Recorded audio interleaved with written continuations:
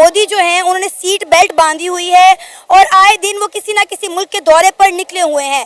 अगर हम बात करें तो इंडिया के प्राइम मिनिस्टर नरेंद्र मोदी ना सिर्फ अपने मुल्क की सकाफत को, अपने कल्चर को प्रमोट करते हुए दिखाई दे रहे हैं, बल्कि अपने मुल्क के अंदर इन्वेस्टमेंट लेकर आ रहे हैं। हमने देखा कि बरनोई में जाके उन्होंने स्पेस साइंस पर बात की और अब सिंगापुर में वो सेमीकंडक्टर पर बात कर रहे हैं। वो चाह रहे हैं कि इंडिया जो है अब वो सेमीकंडक्टर चिप के हवाले से किसी का मोहताज ना रहे। क्या कहना चाहेंगे आप, जिस तरह इंडिया के प्राइम मिनिस्टर नरेंद्र मोदी अपने मुल्क का स्टेटस मजीद अपग्रेड करने में लगे हुए हैं? देखें, अगर मैं अनबाइस्ड होकर बात करूं तो डेफिनेटली नरेंद्र मोदी सिर्फ इसलिए वोट नहीं हासिल कर रहे to the Hindutva thing, he is delivering to the people.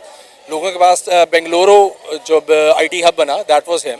Then उसके बाद अब वो सेमीकंडक्टर चिप एप्पल का वहाँ पे बाकायदा मैन्युफैक्चर हो रहा है। इसका रीज़न ये है कि जब तक आवाम को डिलीवर नहीं होगा आपको वोट नहीं मिलेंगे। वहाँ पे ये चीज़ थोड़ी है जो हमारे यहाँ धांधली के बाद चलते हैं। He is doing a great job और we should learn from him, this is how it could be. और वो अपने डाइवर्स कल्चर को लेकर चलते हैं। यहाँ तो मामला आपको पता ही है। तो की thing is that he is to be learn from. अगर हम अनबाइस्ड होकर सोचें तो एक मिसाल के तौर पर हम उनको इस्तेमाल कर सकते हैं कि किस तरीके से उन्होंने आवाम को डिलीवर किया, अपने मुल्क के लिए ज़र मुबादला ला रहे हैं और उसको एक आला मुकाम पर पहुंचा रहे हैं। सिर्फ आला मुकाम से ये नहीं होता हमने ये धमाका कर लिया, हमने वो मिसाइल चला लिए। They are delivering to the people. और जो लोगों को जब रोजगार मिलता है नेचुरली वोट फिर उसके पास जाता है and he is doing great job. We should. आपको लगता है कि पाकिस्तान के प्राइम मिनिस्टर कभी किसी मुल्क में जाके इस तरह बातचीत या डीलिंग कर सकते हैं कि भाई आप आए और हमारे मुल्क में आके सेमीकंडक्टर की फैक्ट्रीज लगाएं? देखिए, बातचीत तो चल रही है, पहले भी चल रही थी, अभी जो भी रहे हैं, आई एम बीइंग अनबाइस्ड, जो लोग भी रहे हैं उन्होंने कोशिश की। लेकिन मामला ये है आपके यहाँ पर पॉलिसीज़ उसका कंसिस्टेंसी नहीं है। जब तक पॉलिसीज़ की कंसिस्टेंसी नहीं होगी, फॉर इंस्टेंस नून लीग आती है वो 5 साल 10 साल मनसूबा लगाती है, पीपल्स पार्टी आती है वो उसको ख़त्म करके अपने मनसूबे स्टार्ट करती है, खान साहब आए उनके कुछ अपने टारगेट्स है उस लिहाज से चले। जब तक आपकी पॉलिसीज़ आवाम के साथ नहीं होंगी, अपने मुल्क के साथ नहीं होंगी, जिस तरह मोदी की है, आप डिलीवर नहीं कर सकते, आप हासिल नहीं कर सकते। इंडिया की जो आबादी है ना, आज भी अगर आप देखें तो 1 अरब कम अज़ कम 45 करोड़ की आबादी जो इस वक्त है।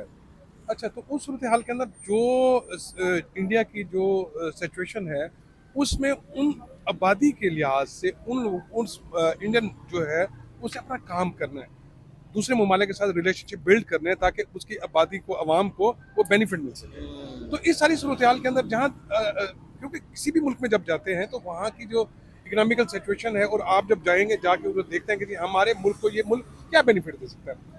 अगर जहाँ तक बात करते हैं कि आप के मुस्लिम कंट्रीज़ के अंदर क्या सूरत हाल है, जो मुस्लिम ममालिक जो उसके साथ इंडिया के साथ अच्छा रिलेशनशिप रख रहे हैं, उसकी सबसे बड़ी बात यह है कि जितने भी ममालिक हैं मुस्लिम कंट्रीज़ वो ऑयल प्रोड्यूस करते हैं और ऑयल प्रोड्यूस करते हैं, उनका सबसे बड़ा जो इम्पोर्टर है वो इंडिया खुद है।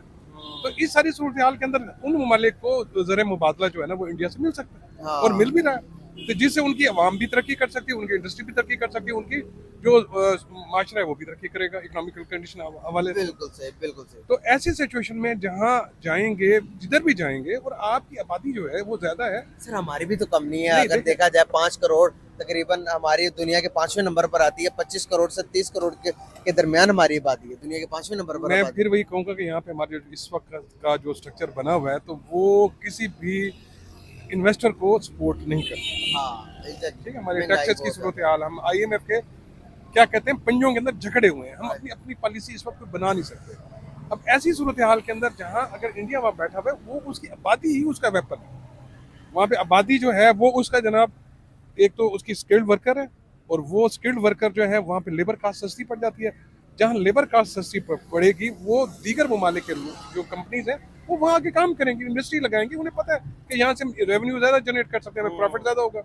इस सूरत हाल के अंदर फिर जब ये सिचुएशन बनती है फिर उस वक्त अब कोई भी देख लें, कहीं भी चले जाएं, कोई सी भी इदारे में, दुनिया के किसी भी इदारे में चले जाएं तो वहाँ पे कहीं ना कहीं किसी ना किसी जगह पे हेड पे इंडियंस बैठे हुए हैं। प्राइम मिनिस्टर नरेंद्र मोदी, आपको आइडिया होगा कि पिछले चंद सालों में जितने उन्होंने विजिट किए हैं दुनिया के, और दुनिया की उन कंट्रियों में जिनमें हिंदुस्तान के प्राइम मिनिस्टर नहीं पहुंच सके। अभी आपको आइडिया है कि प्राइम मिनिस्टर नरेंद्र मोदी ने बरनोई का अपना, ये वर्ड जो है ना मुझसे सही बोला नहीं जाता तो उसके लिए माजरत है, बरनोई है या जो भी है वर्ड आप देखें, तो बरनोई कंट्री का विजिट आपने मुकम्मल किया। उसके बाद आप 2 दिन के विजिट के लिए सिंगापुर चले गए। जो साहब, सबसे पहले तो मैं आपको बताना चाहूंगा, किसी मुल्क के वज़ीर आज़म किसी कंट्री में जाते हैं ना, तो उनका हालचाल पूछने नहीं जाते या उनसे मिलने या जफियाँ डालने नहीं जाते। उन्हें उस कंट्री में जाने का मेन पर्पस क्या होता है, उसका मकसद क्या होता है कि आप उस कंट्री के साथ ट्रेड करने जाते हैं, काम कारोबार करने जाते हैं, इंपोर्ट एक्सपोर्ट को बढ़ावा देने जाते हैं, और उससे क्या होता है कि अपने मुल्क को फायदा देने जाते हैं। देखिए, आपके मुल्क की प्रोडक्ट होती है जो आपके मुल्क में तो बहुत है, बहुत ज्यादा बन रही है, बहुत ज्यादा उसकी मिकदार है, बहुत क्वांटिटी, और आपके मुल्क की खास चीजें हैं वो। तो वो ये होता है कि जब आपका इंपोर्ट एक्सपोर्ट स्टार्ट होता है, आपके वज़ीर आज़म किसी दूसरी दुनिया की कंट्रीज में जाते हैं तो अपना इंपोर्ट एक्सपोर्ट स्टार्ट करते हैं, अपने मुल्क की प्रोडक्ट देते हैं दूसरी कंट्री को। इसी तरह प्राइम मिनिस्टर नरेंद्र मोदी अगर सिंगापुर गए हैं तो उनके वज़ीर आज़म से हाथ मिलाने, जफियाँ डालने नहीं गए। ये तो होता है, जब आप देखिए कोई भी मेहमान आपकी कंट्री में आता है तो जफ्फी भी डलती है, हाथ भी मिलते हैं, प्रोटोकॉल भी मिलते हैं, वेलकम भी होता है, वो होती है फॉर्मेलिटी, क्योंकि अखलाकियात के दायरे में ये चीजें आती हैं। लेकिन मेन वजह जो होती है, प्राइम मिनिस्टर नरेंद्र मोदी क्या विजन लेके चल रहे हैं, क्या उनका माइंड है? उनका माइंड ये है कि अपने मुल्क को तरक्की देना, अपने मुल्क की इंपोर्ट एक्सपोर्ट को बढ़ाना। अभी सिंगापुर है, उससे पहले ऑस्ट्रिया थे जहां हिंदुस्तान के प्राइम मिनिस्टर गए, और कभी मेरे ख्याल से कभी भी उधर हिंदुस्तान के अलावा प्राइम मिनिस्टर नरेंद्र मोदी के अलावा कोई प्राइम मिनिस्टर नहीं गए थे।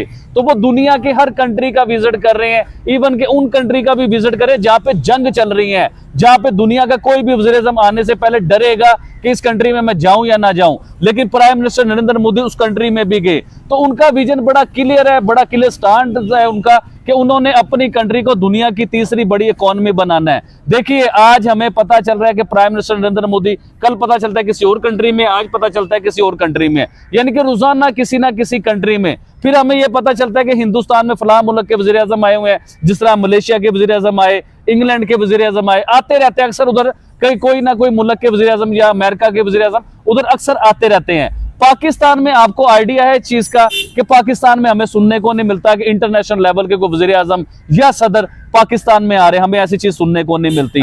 बड़े अरसे के बाद हमें सुनने को मिला ये कि चाइना के वज़ीर आज़म, वो भी 11 साल के बाद, वो चाइना जिसके साथ पाकिस्तान के कारोबार के तल्लुकात हैं, पाकिस्तान चलता ही चाइना के सर पे है, पाकिस्तान का सी पैक का बहुत बड़ा प्रोजेक्ट है चाइना के साथ, तो उस मुल्क का वज़ीर आज़म 11 साल बाद पाकिस्तान में आ रहा है। जो साहब, उसके सदर तो आए, उनके नायब वज़ीर आज़म भी आए पाकिस्तान, लेकिन वज़ीर आज़म 11 साल बाद क्यों आ रहा है? ये तो यार बॉर्डर वाला एरिया है कि हमारे साथ चाइना लगता है, चाइना के साथ इतने बड़े हमारे काम कारोबार है, हमारा पार्टनर है चाइना, लेकिन उसका वज़ीर आज़म 11 साल बाद आ रहा है, वो भी एससीओ की मीटिंग में आ रहा है। यानी कि अगर एससीओ की मीटिंग ना होती तो शायद वो उनके वज़ीर आज़म पाकिस्तान आते ही ना, लेकिन पाकिस्तान का मीडिया जश्न मना रहा है चीज को लेके। तो मुझे नहीं लगता, बहुत बड़ा अचीवमेंट है जश्न जब मनाया जाता है कि आपके मुल्क में अमेरिका के वज़ीर आज़म।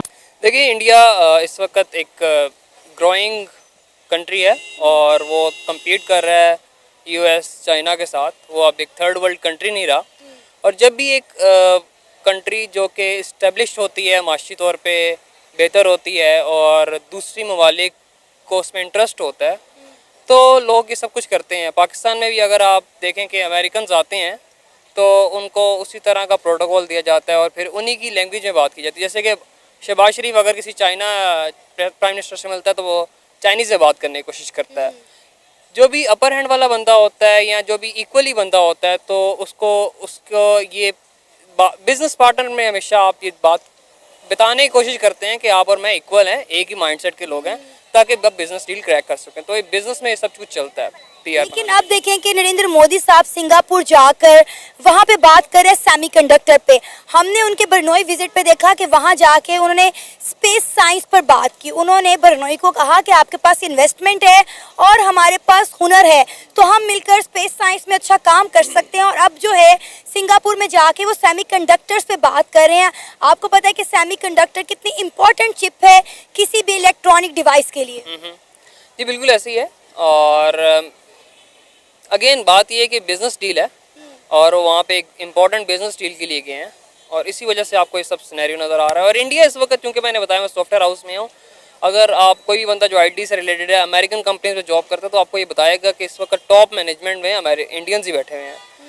तो they are growing, they are excelling, और वो उनको दुनिया उसी तरह से वेलकम भी कर रही है। देखिए जी, पहले तो देखिए हमारे मुल्क में करप्शन, सबसे बड़ी वजह करप्शन।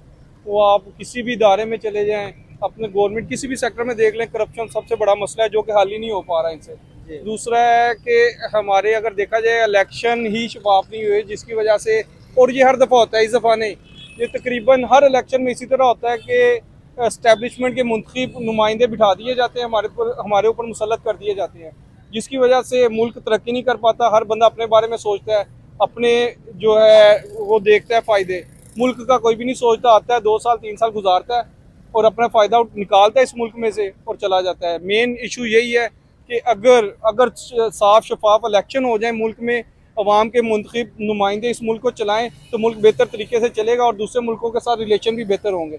और अगर आप इस्टेब्लिशमेंट के मुंतखब नुमाइंदे बिठाएंगे तो अवाम उससे उन्हें नहीं मानेगी किसी भी सूरत में, जिसकी वजह से ये मेन इशू जो ये है, किसी भी दूसरे मुल्क में आप देखेंगे कि वो अवाम मुंतखब करती है नुमाइंदों को।